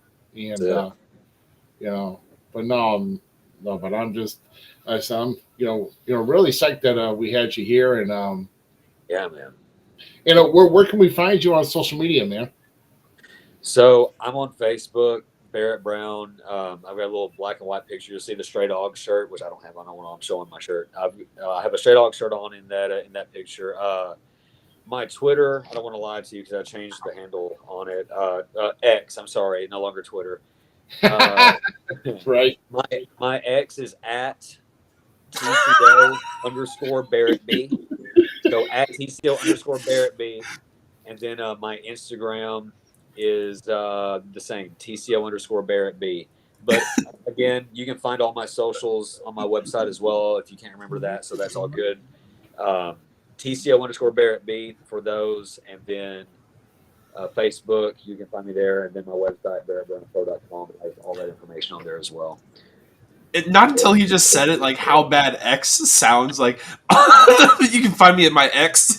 Can you, so, like, here's my thing. You know, whenever you couldn't find, like, if you forget about a video, you can't find it, just search on Twitter, right? So you go to Google, you say, I want to find this Twitter video. So you Google a Twitter video. Then you got to Google an X video. Nope. No. It's a terrible. He understands it. He gets it. We're getting a whole nother thing. See what I mean? If you want to go watch Cat Williams Fry everybody. That's all I'm saying. Cat Williams. Oh, bro. He gets it. He understands. Yeah, Trust me. So before we get out here with you and stuff, I love to see, I'm a nerd for wrestling. Like, I'm in the business, but I am the nerd for wrestling. 100%. Look at my collection. Like, dude, hey, listen, we're all marks, dude. We're all marks. I don't care what anyone says. We're all fans of this stuff. I got into it because I'm a fan.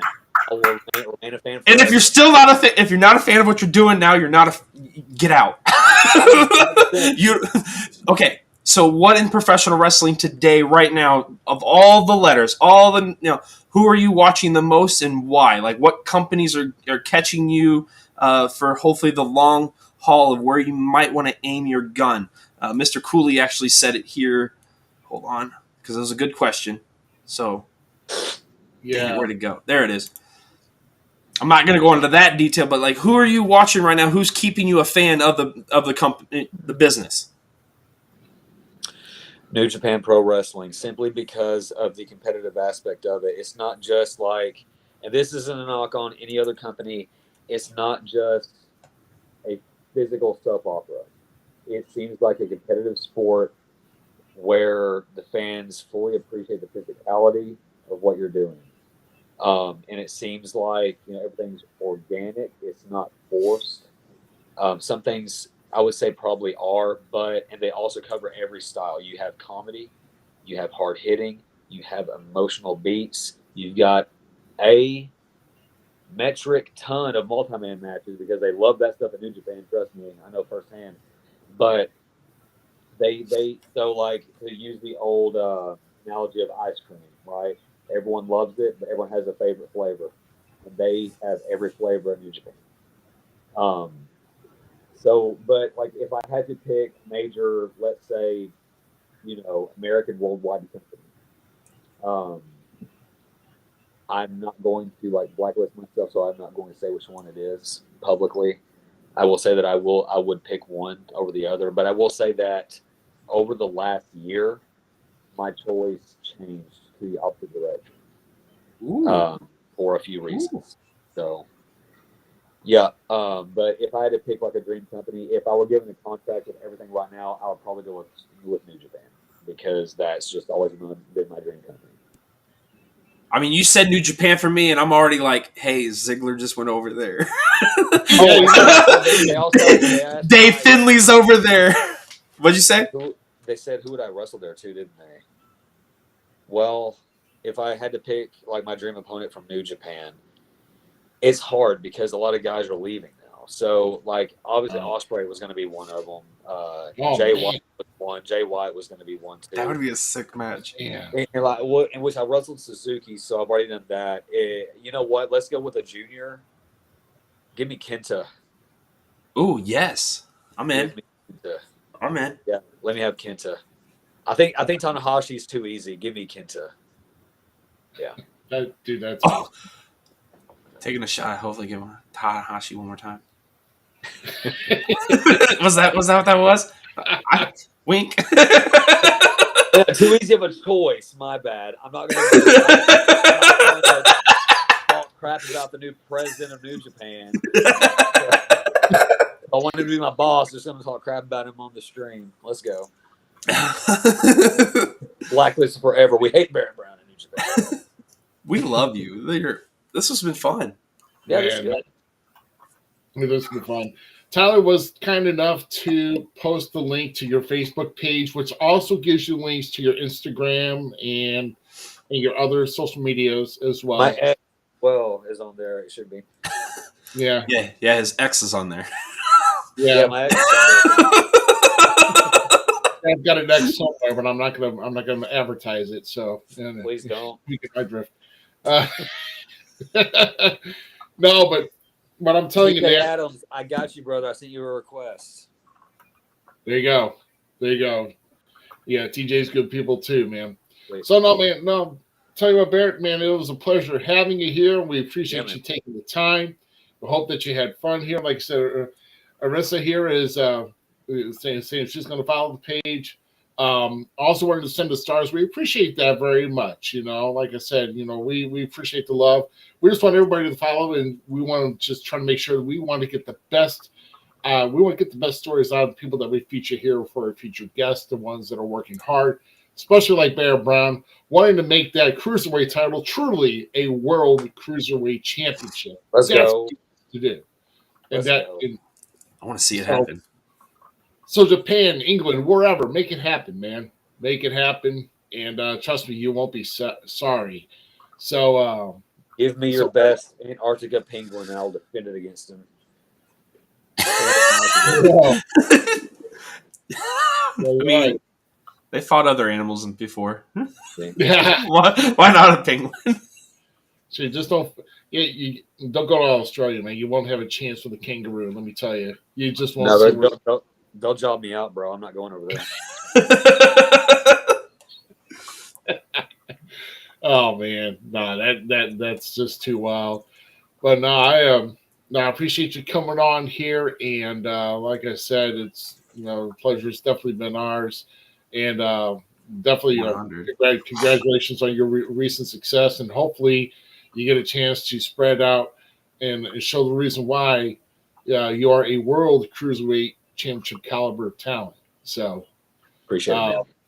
Yeah. So any other final words before we let you go for the evening? Man, no. I will say that I think this is probably the most fun I've had on a podcast I've done in a long time. So I appreciate you guys having me on here. I've done a lot of these things, but this one's really, really good. So yeah, if I can plug you guys, I definitely will. Just DM me, let me know how I can do that. Thank you guys for listening in, and just guys, do me a favor. Like, we've had a lot of online negativity, a lot of online, bashing people for whatever they want to watch. This is pro wrestling. Let it bring us together. Like, just enjoy this stuff. This stuff should bring us together. Don't let it drive us apart, y'all. Amen. I cannot. I'm so yes. There you go. Like I said, if you know anybody, I mean, plug our site for as long as you want, man. Except Falls Count everywhere, on Facebook, and if you hear somebody talking about wanting to talk on the podcast, just throw our names up there, man. We're easy to reach, and we would love to just get hardworking talent out there that's out there working. And it doesn't matter. We're trying to reach every region out there possible, man. So just like you, we want to get around. We at least want to get around the country. So Heck yeah. But we don't mind keep coming back to Texas. That's all right. Let's go. We had a few good ones out of Texas, so that's good, bro. All right, man. Well, Barry, thank you very much for joining us here tonight. We'll stay in touch. Like I said, best of luck here to you. And man, just keep plugging at it, man. We appreciate you being on here with us. Heck yeah, guys. Thank you guys for having me. This was awesome. Appreciate it. All right, man. Thank you very much, Barry. Thank y'all. All right, man, guys. Hey, what a fun show! What a fantastic way to start our year, huh? Oh, 100%. That's how you come in with a bang. 100%. 50 caliber. Boom. Done. Yeah. Shooting for all the right reasons, right? 100%. You hear about a shooting wrestler, you go, oh, shoot. I didn't know. Like, do we have other things we want to talk about tonight, or anything, or how much farther are we going? I think we did a lot of the stuff already earlier. I mean, well, yeah, but did you guys see the new TNA title, the X Division? Whoa! They got new titles out. Just one so far. I'm pretty sure it's just the X Division. It's Big X, Ruby. Like you like the. Big no, X. Dude. It's actually. Let me see. Is it like the Big W's I like? No. It's the X Division title always had that X. You guys can't complain about that. Leave it alone. Stop it. Oh, You naysayers. hold on, I got it. You got it? Yeah, you give get me it? 1 second. Save that. Bro, it's pretty. Oh, wait a minute, I may not have it. Hold on. Like, I really... Here, I'll send it right to the chat right now. Oh, I think I found it. Hold on. Yeah, I can't. Yep, that's it. Hold on. I'm going to get here first here shortly, guys. So You guys, you guys do better at that stuff than I do. Ricky, I'm almost uploading it now. I got it right here. So hold on. You know, having Barrett on here and talking Ruby, the I got whole cruiserweight, light heavyweight, junior heavyweight, all that stuff. it. Can Like I click the button? Oh, I got it right here, bro. the Right. No Limit title itself, the X Division title. Look at this beauty. Is this Look at that. Yeah, I love that. Look at that title, man, dude! That's I'm telling you, that's probably the best X Division titles they have had in their history. Oh my god, the title's gorgeous. I'm so pumped for TNA's repackaging. I am so pumped for it, dude. I am so for this. Dude, that is freaking sharp. That's the first time I'm looking at this too, man. And if it catches me on the first impulse like this, dude, I'm very excited to see what the X Division is going to be like in TNA now. Oh, 100%. 100%. Like I can't wait to see what it is. But it makes me so happy for the repackaging of it and like what they're getting ready to do going forward and stuff. Like I cannot wait for TNA to like really kick back up. Oh my goodness. And yeah, I mean, like I said, they kick off the rebrand this coming weekend. Right? Correct. Yep. Yeah. So, and I think you got a YouTube or something. I mean, I don't know where. It's so hard to find them. Like, I really hope they get a deal and like they're trying to get the app going. And I can't wait for that because I am so ready for TNA to be something different. let's see.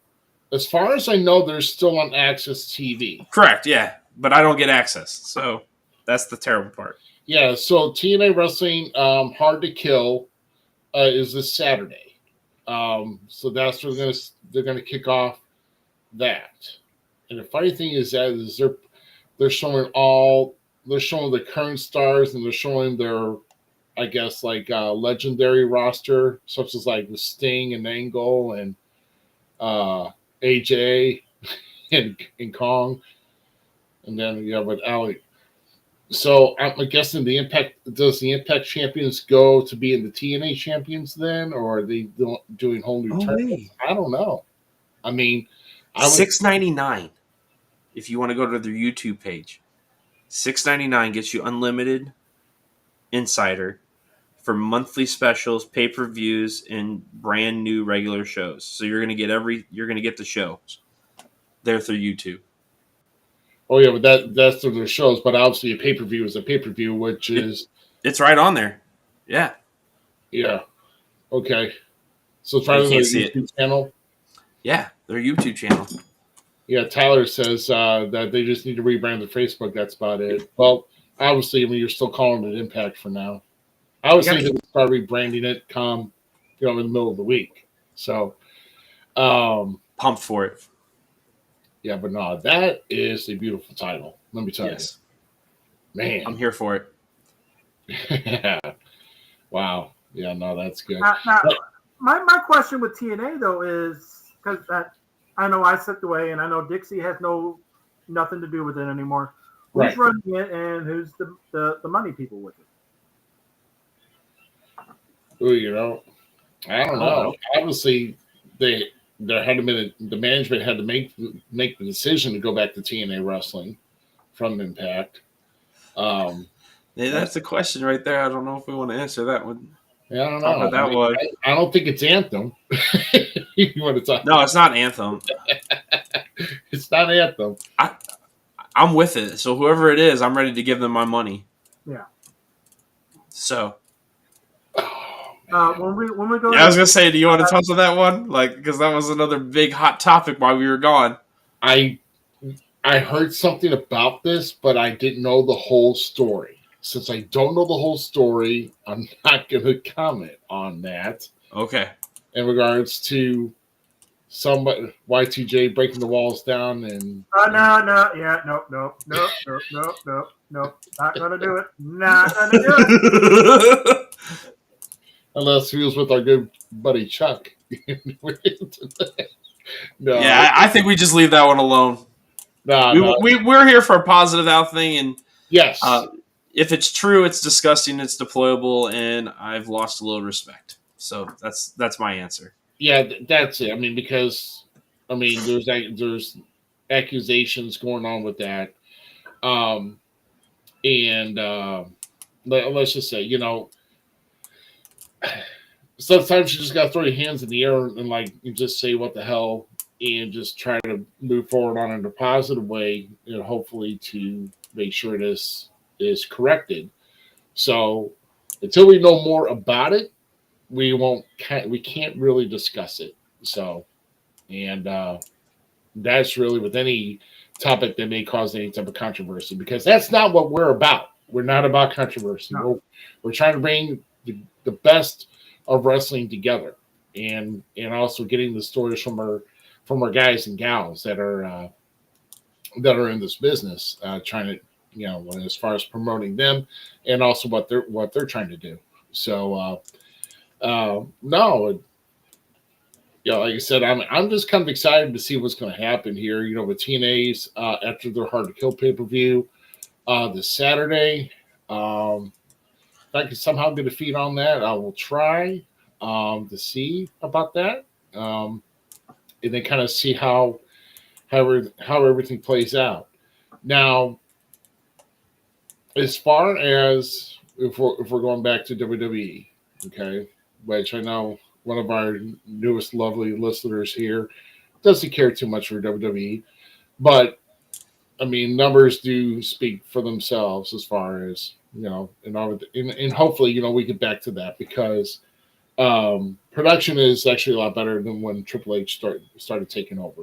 So, but no, I'm just kind of interested.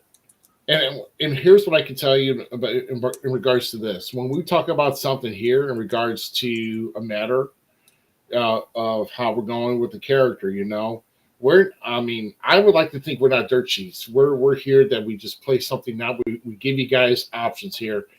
And like you said, Z, my man over here, sidearm booker. That's what, we just want to kind of play things out, how we think where it's going to go, and will it pan out that.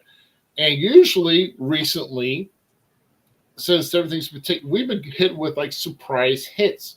We've been hit with surprise angles. We've been hit with something different that's just not cookie cutter.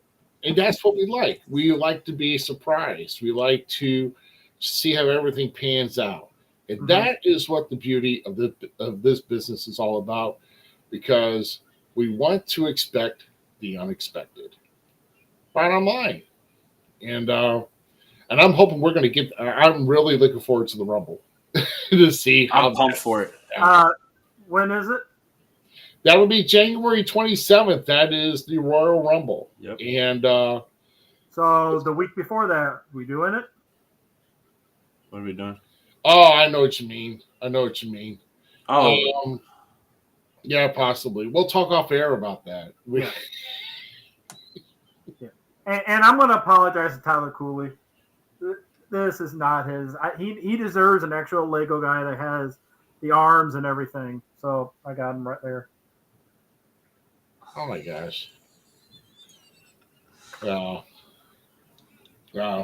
So one last thing about WWE. How do you feel about, Barrett got beat up by him once, but how do you feel about AOP returning and joining with Karrion Kross and Paul, dude, with them?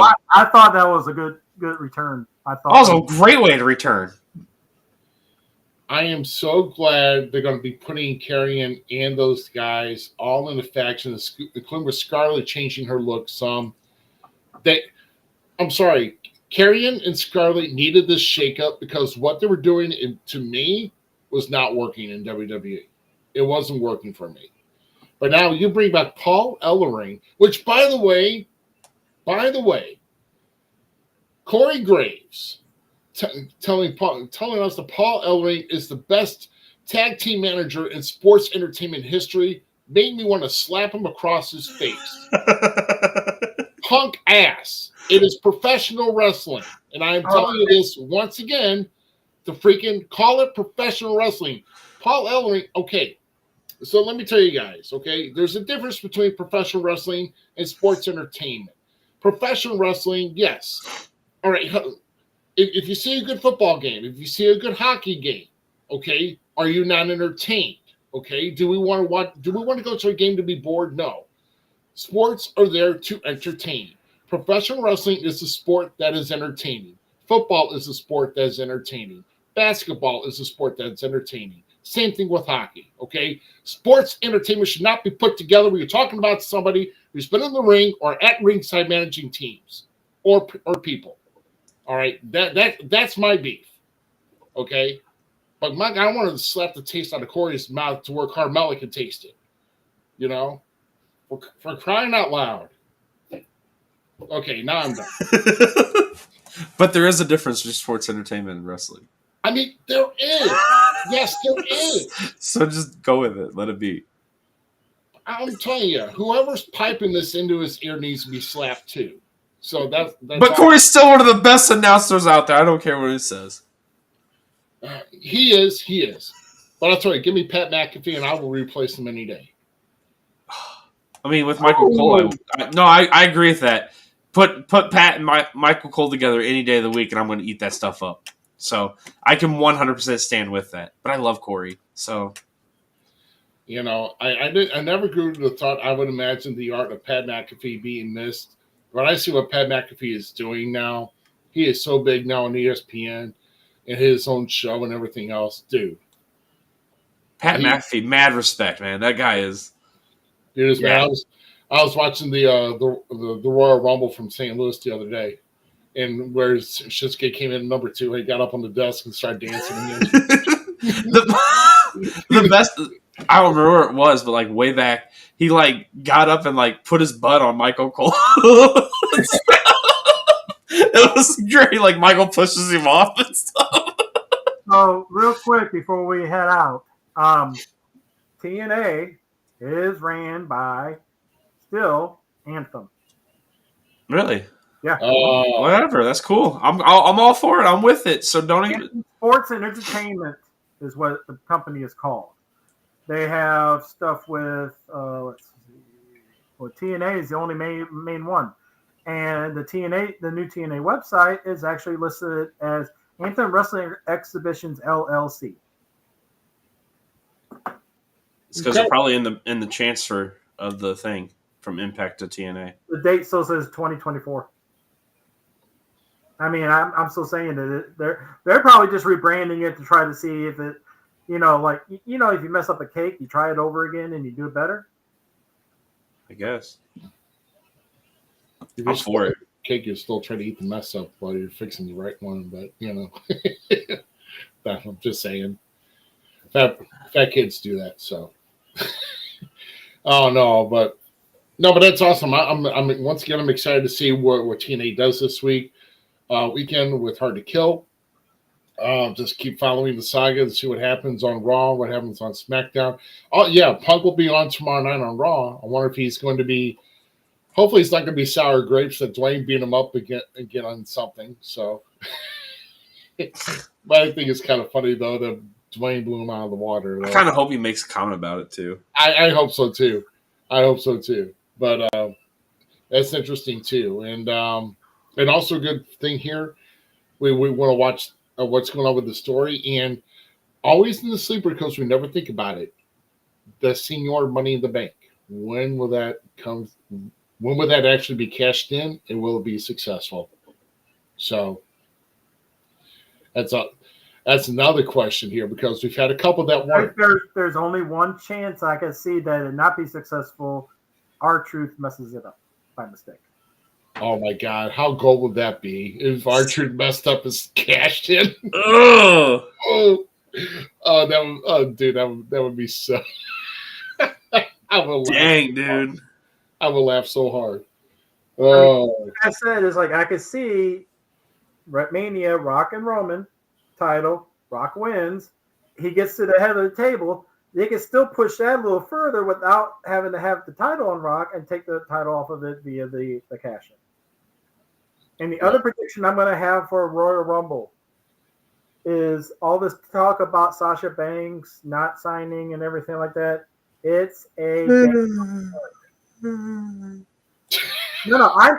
I agree. Ruby knows how I feel about her, but here's the thing though is they're going to pull the same work like they did with Punk. Saying, oh, she's not signing, she has other options, this and that. Having her do the same thing and all of a sudden I know it's me, but you know what? I would rather watch 3 Nia Jax matches of show. What about your favorite ref? Stop it. I'm done with you. Well, I'm just saying, what? She will be number 30 at the Royal Rumble. Well, once again, you need to have an audience that's actually interested in wanting that. Unfortunately, there's more people that like her than us. That's the thing. We are not the audience. Yeah, we're not the majority on her. Remember, I've said this. I would rather watch a Bianca Belair match any day over. No, there's so many better women. There's so many better female wrestlers out there than her, and I don't care about her. She's just a dumpster fire. But you got to admit, the company that we're talking about, there are wrestling fans and there are WWE fans. These, you can never change your opinion. They will like whoever they pop in and everything, no matter what. This is why Goldberg is coming back. This is why this is why that. Because of the WWE fans. Yeah, but Vince is at because Goldberg never gave him his farewell match. Goldberg's mad at Vince. He don't dump that. You can't go with that. Vince said no. Yeah, but that's what I'm saying though is you're right. You're right. WWE still tries to get the wrestling fans, but their audience still is always going to be the ones that will like who they put out there no matter what. She's just going to act. She was a way better actress than wrestler. Yeah. No, she does Star Wars crap. And I prefer that. So the 3 smallest groups of people wanting to come back is Sasha Banks, Goldberg, and Ryback. Did you see that I posted a thing about Ryback saying that if he came back, it'd be the biggest thing in the world?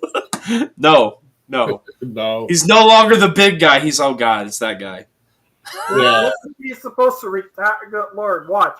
We're going to say all this stuff to watch. He's probably going to be at the fan festival. We're going to get shit.